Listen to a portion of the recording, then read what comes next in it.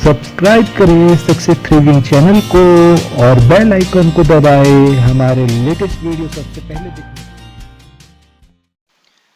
नमस्कार दोस्तों, आप सभी का स्वागत है सक्सेस थ्रिविंग चैनल में। और आज मैं आप सभी के लिए वीडियो लेकर आया हूं Allahabad high court group D promotion policy को लेकर। प्रमोशन के ऊपर प्रमोशन रूल जो Allahabad high court group D का होता है कि आप ग्रुप डी की नौकरी के लिए अप्लाई किए हैं और आप इस नौकरी में सेलेक्ट हो जाते हैं तो आगे चल के आपका कैरियर कैसा रहेगा, क्या प्रमोशन रहेगा, इसमें हम देखेंगे। आप कैसे ग्रुप डी से आगे की पोस्ट में आ सकते हैं और या तो आपका प्रमोशन ग्रुप डी में है किस तौर पे होगा। तो इस वीडियो में ये पूरा चीज़ देखेंगे। और ये प्रमोशन पॉलिसी यूट्यूब पे पहला वीडियो है जो आपको मिलेगा मेरे चैनल के द्वारा। अभी तक किसी ने नहीं बताया कि Allahabad high court group D का प्रमोशन पॉलिसी क्या है या प्रमोशन रूल क्या है।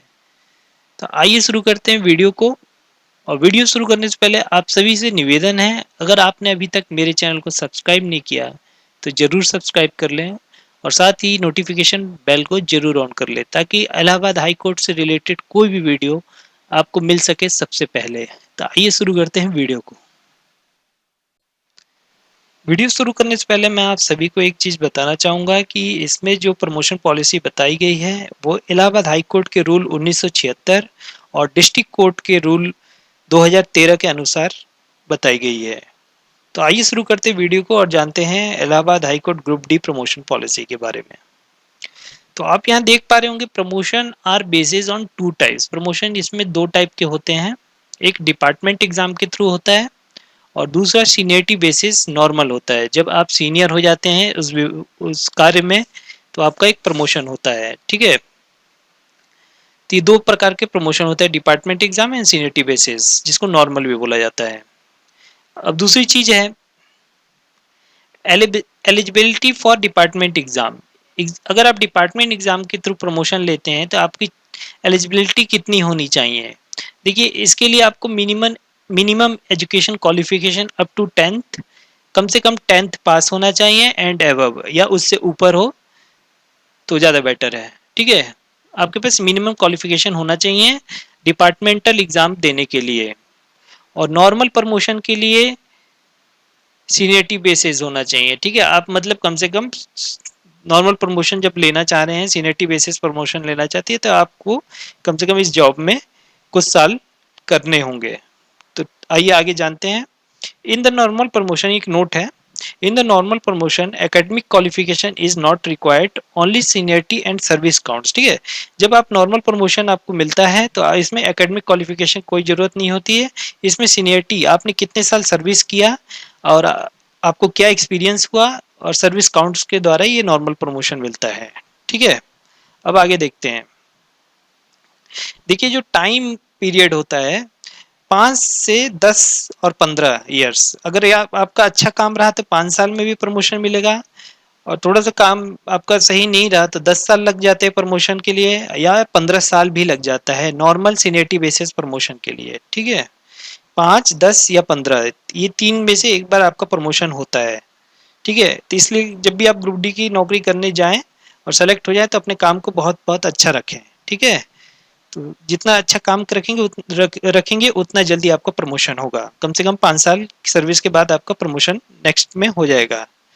और देखिए, डिपार्टमेंटल एग्जाम के लिए आपको कम से कम 5 साल की सर्विस होनी चाहिए, ठीक है। तो आप 5 साल सर्विस पूरी कर लेंगे तो आप डिपार्टमेंटल एग्जाम दे सकते हैं प्रमोशन के लिए। चलिए आगे की बात करते हैं। अब बात करते हैं सीनियरिटी बेसिस नॉर्मल प्रमोशन। अगर आप सीनियर हो जाते हैं, 5 साल से ऊपर आपकी सर्विस हो जाती है, 5 साल या उससे ऊपर, तो आपको प्रमोशन कैसे मिलता है।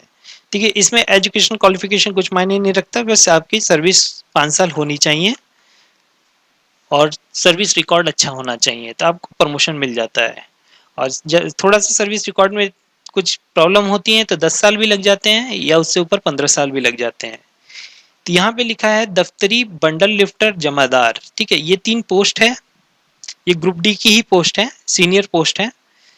तो बाय प्रमोशन, ये येलो में लिखा है, by promotion the basis of seniority subject to rejection of unfit from amongst process server orderlies, office peon, liftman, waterman, बिस्टी एंड फराश with 5 year service as such.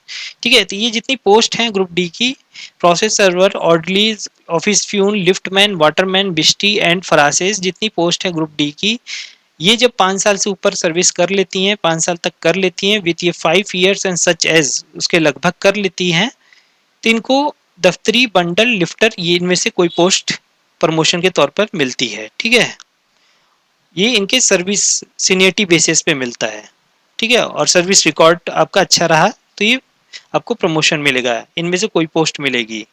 ठीक है, आगे देखते हैं हेड गार्डनर, हेड माली।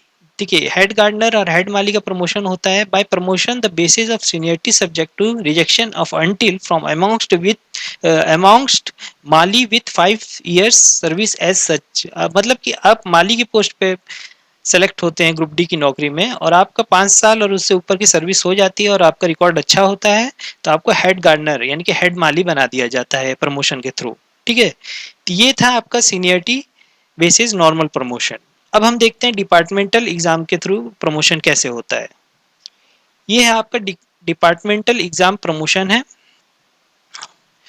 और डिपार्टमेंटल एग्जाम के लिए मिनिमम क्वालिफिकेशन 10th होनी ही चाहिए आपके पास। ठीक है, चाहे आप ग्रुप डी की किसी भी पोस्ट पे काम कर रहे हैं, आपके पास education qualification, essential qualification 10th है, तो आप डिपार्टमेंट एग्जाम के लिए अप्लाई कर सकते हैं 5 साल सर्विस पूरा होने पर। ठीक है, तो देखिए एक प्रोसेस सर्वर पोस्ट मिलती है आपको।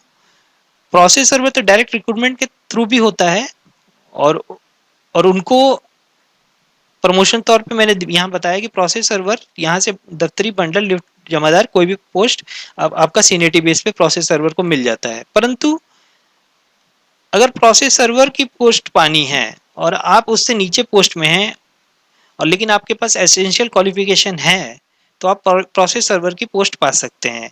इसके लिए 50% of process server by promotion on the basis of seniority subject of rejection until amongst the employees of group D category lower scale and remaining 50% by direct recruitment. देखिए process server का जो exam होता है 50% direct recruitment के through होता है। ठीक है, कॉम्पिटिटिव एग्जाम के थ्रू, और 50% जो पोस्ट होती है ग्रुप डी वालों के लिए होती है, जो छोटे पोस्ट पे हैं, फराश है, ऑर्डरली है, प्यून है, जो भी हैं, वो प्रोसेस सर्वर के लिए एग्जाम दे सकते हैं। ठीक है, 5 साल सर्विस होने के बाद तो उनको प्रोसेस सर्वर की पोस्ट मिल जाती है, लेकिन इसके लिए एसेंशियल क्वालिफिकेशन उनके पास 10th होनी चाहिए। ठीक है, ये है डिपार्टमेंटल एग्जाम प्रमोशन। और उसके बाद देखिए ग्रुप सी के लिए भी आप अप्लाई कर सकते हैं डिपार्टमेंटल एग्जाम प्रमोशन के लिए। देखिए ग्रुप सी में आपको पोस्ट मिलती है copyist, civil and police case diaries, assistant account clerk, additional clerk, court clerk, admin clerk, writer and runner, typist etcetera, clerk cum typist, category C में आप आ जाते हैं। ठीक है, और आपका बेसिक पेमेंट 5200 से लेकर 20,200, ग्रेड पेमेंट 2000 तक हो जाता है। और इसमें बताया गया है 20% by promotion from the amongst group D employees. ठीक है, 20% जो सीट मिलती है, इसमें कोटा मिलता है, ग्रुप डी एम्प्लॉइज के लिए मिलता है प्रमोशन पाने के लिए। ठीक है, on the basis of seniority subject to rejection of unfit with minimum of 5 years substantive and satisfactory service having a qualifying up to high school. देखिए आपको कम से कम हाई स्कूल रहना चाहिए, तभी आप ग्रुप सी के लिए अप्लाई कर सकते हैं ग्रुप डी से। And remaining 80% by direct recruitment, और जो 20% तो इनको दे दिया जाता है ग्रुप डी वालों को, 20% के लिए ये लोग अप्लाई करते हैं, और जो बचता 80% है वो डायरेक्ट रिक्रूटमेंट के थ्रू ग्रुप सी में लिया जाता है। जो आपका कॉम्पिटिटिव एग्जाम कराया जाता है वो 80% रहता है। ठीक है, तो ये 20% जो है ग्रुप डी वालों के लिए, ग्रुप डी की चाहे आप किसी भी पोस्ट पे हो, लेकिन आपके पास एसेंशियल क्वालिफिकेशन है 10th है और उससे ऊपर की, तो आप ग्रुप सी के लिए डिपार्टमेंटल एग्जाम दे सकते हैं और आपको प्रमोशन मिल सकता है। ठीक है, इसमें कुछ छूट भी होती है, अच्छी खासी छूट दी जाती है। तो अगर आपके पास एसेंशियल क्वालिफिकेशन है तो आप ग्रुप सी में आ सकते हैं। ठीक है, और 20% पूरा कोटा रहता है ग्रुप डी एम्प्लॉयज के लिए। और यहाँ प्रोसेस सर्वर भी आप अप्लाई कर सकते हैं, 50% कोटा रहता है प्रोसेस सर्वर के लिए ग्रुप डी एम्प्लॉयज के लिए। जो प्रोसेस सर्वर से लो पोस्ट में है वो प्रोसेस सर्वर के लिए 5 साल बाद अपना अप्लाई कर सकते हैं, अगर उनका सर्विस रिकॉर्ड अच्छा रहा सब कुछ अच्छा रहा तो वो 5 साल बाद अपना कर सकते हैं, और उनके पास एसेंशियल क्वालिफिकेशन रही तो। मेन एसेंशियल क्वालिफिकेशन आपको 10th होनी ही होनी चाहिए, तब आप कर सकते हैं डिपार्टमेंटल एग्जाम प्रमोशन के लिए। और बाकी आपके पास एसेंशियल क्वालिफिकेशन नहीं है, आप 8th हैं 6th हैं, ठीक है, तो आप सीनियरिटी बेसिस नॉर्मल प्रमोशन पाते हैं, वो आपका सर्विस रिकॉर्ड के अनुसार मिलता है, आपका सीनियर हो जाने पे मिलता है। तो ये पोस्ट मिलती है दफ्तरी बंडल लिफ्टर जमादार, और माली को हेड गार्डनर हेड माली बना दिया जाता है, ठीक है। ये जिसके पास एसेंशियल क्वालिफिकेशन नहीं है वो 8th और 6th के द्वारा ग्रुप डी की पोस्ट में गया है, या वो सक्षम नहीं है डिपार्टमेंटल एग्जाम देने के लिए, उसके पास कुछ आइडिया नहीं है, तो वो ये सीनियरिटी बेस पे नॉर्मल प्रमोशन ले सकता है। लेकिन इसके लिए इसका सर्विस रिकॉर्ड अच्छा होना चाहिए, तो उसको जल्दी प्रमोशन मिलेगा, और कम से कम 5 साल की सर्विस पूरी हो जानी चाहिए, ठीक है दोस्तों। तो दोस्तों आज का वीडियो यहीं समाप्त करते हैं, और वीडियो आपके लिए यूजफुल हो तो जरूर हमारे चैनल सक्सेस थ्रिविंग को सब्सक्राइब करिएगा। इलाहाबाद हाई कोर्ट से रिलेटेड कोई भी अपडेट होगी तो हमारे चैनल पर आपको सबसे पहले प्राप्त होगी। और वीडियो अच्छी लगी हो तो लाइक करिए, शेयर करिए, और बने रहें सक्सेस थ्रिविंग चैनल के साथ। तब तक के लिए गुड बाय, टेक केयर, जय हिंद।